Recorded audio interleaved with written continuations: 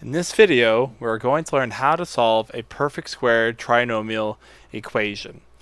So we're going to solve each equation, but they've all been set up to look like perfect squared trinomials on one side. So first, you want to start by factoring that perfect squared trinomial. So here my outer terms are x squared and 4. So that'll be x and 2.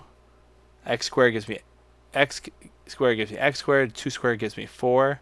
Double check the inside. X times 2 is 2x. Twice of 2x is 4x. So yes, this will be x plus 2 squared. After I do so, it'll be x plus 2 squared equals 25. And now I can find square roots. So now I have the square root of x plus 2 squared equals the square root of 25. Which gives me the absolute value of x plus 2 is equal to 5. And then I'll rewrite that as my two equations. So x plus 2 is equal to 5, and x plus 2 is equal to negative 5. And then from there, I can solve for x. So that'll give me x is equal to 3, and x is equal to negative 7. Key point being that we will have those two equations to solve, even after we take that square root. Let's try this again. So we have x squared minus 14x plus 49. So what squared gives me x squared? What squared gives me 49? Well, that is x and 7. And probably minus 7 because that's a negative 14x. And just to double check that I am correct, x times negative 7 is negative 7x. Twice of negative 7x is negative 14x. So this will equal 25. Again, I will find square roots. I take the square root of both sides. I'll have the absolute value of x minus 7 is equal to 5. Then I'll rewrite that as my two equations. So x minus 7 is equal to 5, and x minus 7 is equal to negative 5. Give me x is equal to 12, and x is equal to 2. That's my two solutions. Now, what if we have a perfect square trinomial that has a coefficient in front of x squared? Well, it's still done in the same way. So what square gives me 4x squared, and what square gives me 1? So that would be 2x and 1 with a minus between them because that middle term's negative.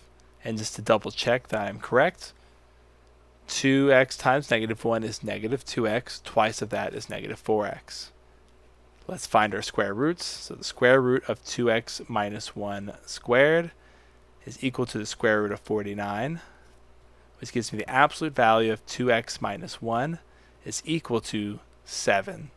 Rewrite this as my two equations. 2x minus 1 is equal to 7, and 2x minus 1 is equal to negative 7. Solving the left equation, I get 2x is equal to 8, x is equal to 4 as one of my solutions. And on the right, I'll have 2x is equal to negative 6, and x is equal to negative 3 as my other solution. So one thing you're definitely starting to see is happening when we solve these square roots is that we're getting this absolute value is equal to a number, and then on the other side of the equation, it's always just plus or minus that number. So that's a very common pattern you'll see when solving perfect square trinomial equations. Let's do this last one. So we have 9x squared plus 24x plus 16 is equal to 36. So again, what square gives me 9x squared? Well, that's 3x. What square gives me 16? Well, that's 4. The middle term is positive, so their middle term should be positive. And the double check, 3x times 4 is 12x. Twice of that is 24x.